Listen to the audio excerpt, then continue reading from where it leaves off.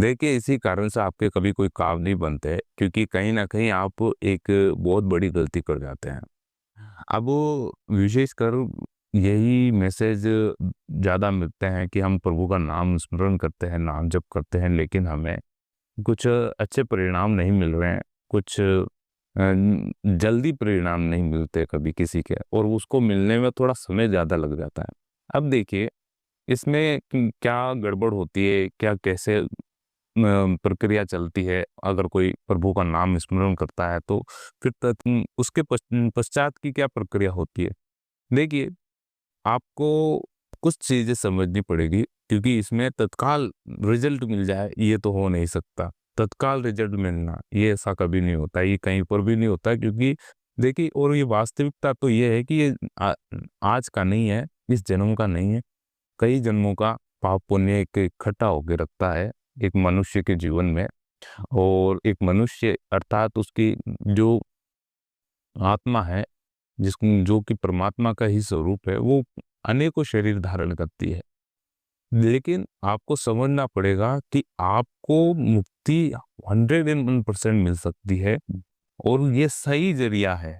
ये शरीर ये शरीर अर्थात जिसको एक प्रकार से ये ताला है, एक प्रकार का ताला। इसको आपको इसकी कुंजी भी मिल चुकी है अर्थात चाबी भी मिल चुकी है।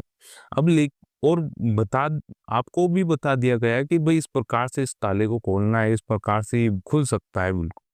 अब देखिए गड़बड़ क्या होती है?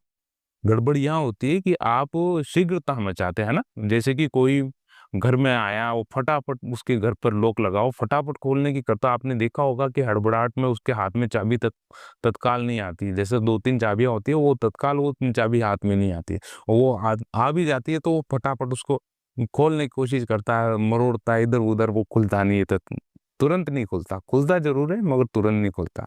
अब देखिए, अब इस चीज़ को आप समझने की कोशिश कीजिए कि आप और हम गलती कहाँ करते हैं। आप और हम गलती वहीं करते हैं कि हमको चीज़ चाहिए बिल्कुल फ़ास्ट, तत्काल में। ये कहीं नहीं होता, ये कहीं पर भी नहीं होता है और देखिए कुछ प्रक्रियाओं से गुज़रना आवश्यक है। क्यों आवश्यक है? क्योंकि सीखना, कुछ चीज़ों को सीखना बहुत आवश्यक है और वो सिखाता कौन है? वो ईश्वर स्वयं सिखाता है। आपके समक्ष ऐसी-ऐसी परिस्थितियाँ भेजेगा, ऐसे-ऐसे कार्य भेजेगा जिसको आपको करने पड़ेंगे। निश्चित तौर पर करने पड़ेंगे आपको और मजबूरी में करने पड़ेंगे, कैसे भी करने पड़ेंगे मगर करने ज़रूर पड़ेंगे। क्यों? क्योंकि वो आपको कुछ सिखाना चाहता है, कुछ अच्छी राह पर लाना चाहता है, इसलिए वो आपके समक्ष ऐसी परिस्थितियाँ उत्पन्न करता है, ऐसी समस्याएँ उत्पन्न करता है कि आपको सीख कर अपने जीवन में कुछ आप स्वयं का कल्याण कर सकें, परमात्मा का नहीं, आप स्वयं का कल्याण कर सकें, ऐसी परिस्थितियाँ उत्पन्न होती है। अब देखिए गलती यही होती है कि प्रभु के नाम का स्मरण तो करते हैं, लेकिन आपके भीतर एक ऐसी ऊर्जा पैदा होती है प्रभु के नाम स्मरण में कि नहीं अब तत्काल कैसे मिले और होनी भी चाहिए ऐसे तो क्योंकि जब भी ईश्वर का नाम लिया जाता है, परमात्मा का नाम निरंतरता से लिया जाता है, तो एक बेचैनी सी उत्पन्न हो जाती है, अंतर्गत एक बेचैनी सी उत्पन्न हो जाती है और चाहिए कि हाँ, हमें जल्दी मिले, वह चीज़ जल्दी मिले। देखिए इसके लिए क्या होता है, इसके लिए केवल और केवल आपको लगातार उस चीज़ को लगातार ही करना पड़ेगा। अभ्यास दर अभ्यास करना ही पड़ेगा, अभ्यास दर अभ्यास करना ही पड़ेगा। और ये निश्चित तौर में भीतर बना हुआ रहना चाहिए कि मुझको ये चीज़ मिलनी चाहिए, मुझको ये चीज़ मिलनी चाहिए। है ना? ये है उन उन उस चीज़ का अभाव होने दे अपने अंदर, अभाव होना चाहिए कि प्रभु ये अभी अभी तक ये चीज़ नहीं मिली मुझको, है ना? सारी चीज़ें मिल चुकी है, लेकिन ये प्रभु दर्शन नहीं हुए हैं। तो वो अभाव रहेगा ना, ये अभाव ही आपको आगे तक ले जाएगा। वो ये अभाव ही आपको उनसे मिलाएगा। तो इसको कभी भरपूर ना होने दें। इसको अभाव को अभाव में ही रहने दें और तत्काल उनकी याद में आप प्रभु का स्मरण करते रहें, नाम का जप करते रहें। अब कार्य कैसे बनते? देखिए कार्य बनते हैं और वास्तविक रूप से बनते हैं आपको और आपको ये लगने भी लग जाएगा एक समय पश्चात कि कुछ चीज़ें हैं जो मैं कर नहीं रहा हूँ, स्वयं हो रही है।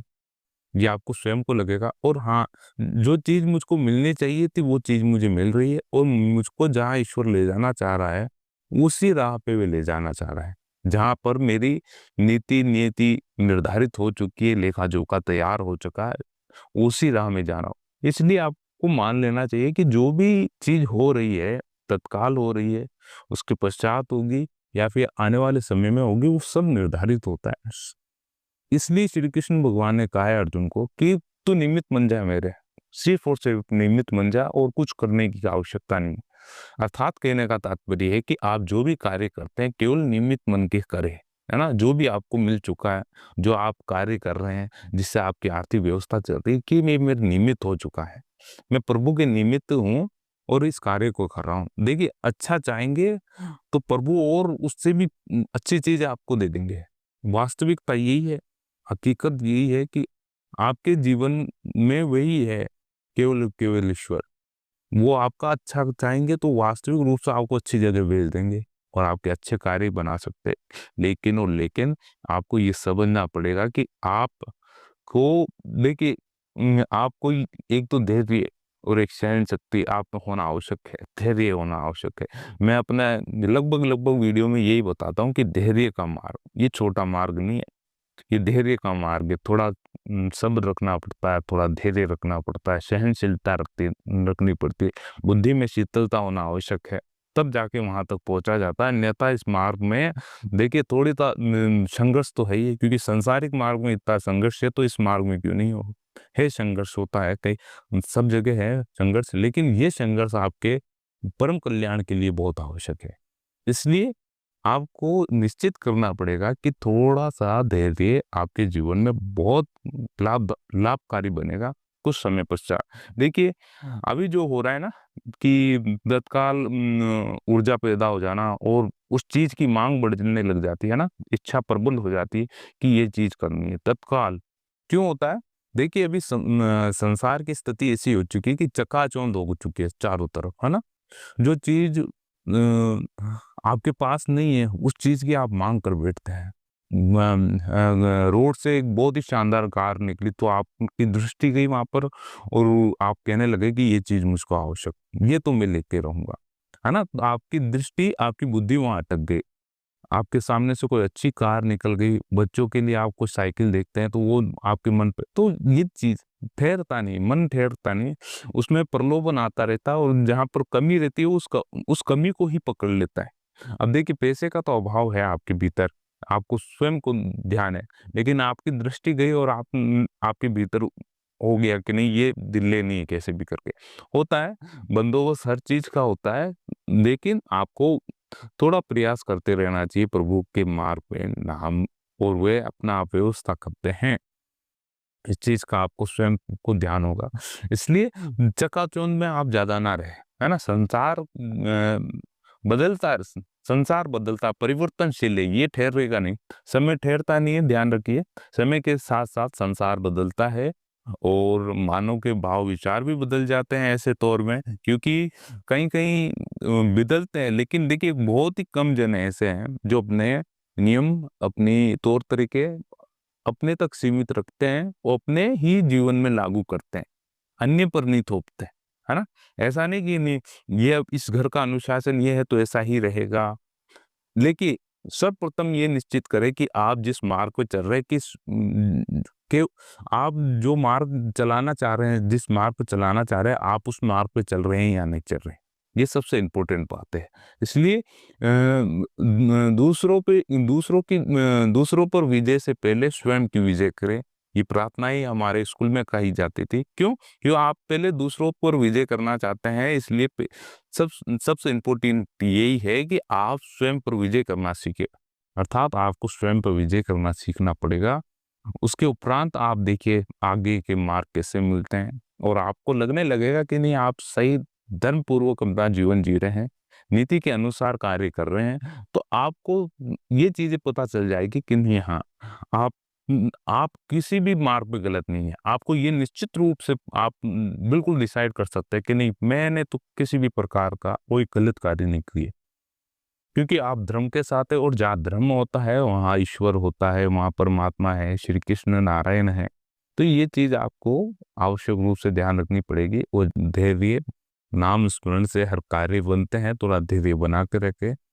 कुछ समय निकलता जरूर है, ये मैं मानता हूँ, समय निकलता है और इसके लिए धैर्य आवश्यक है। ईश्वर, और देखिए जितना आप सोच रखे हैं ना कि कितना धैर्य रखे, मुझको तो ये चीजें चाहिए, आपने सोच लिया कि नहीं मुझको एक गाड़ी चाहिए, एक घर चाहिए, ये चाहिए और अपने बच्चों के लिए अच्छी एजुकेशन करवा के उनका अच्छी जगह अपन सेटलमेंट हो जाए, है ना? तो इतना कुछ है।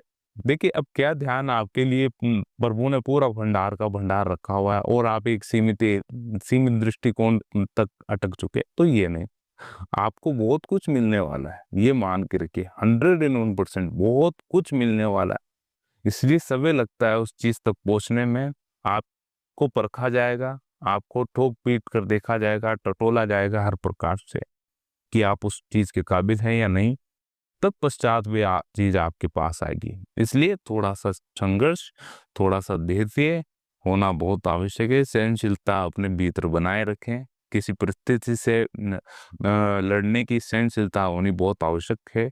और आपकी भीतर बुद्धि है जिसमें शीतलता बनाए रखे, सुमूति बुद्धि को निरंतरता से काम में लीजिए ताकि आपको अच्छे भाव विचार, अच्छी सूझबूझ भरे विचार आपको मिलते रहें, आपको अच्छे अच्छे मार्ग बताती रहे ये बुद्धि।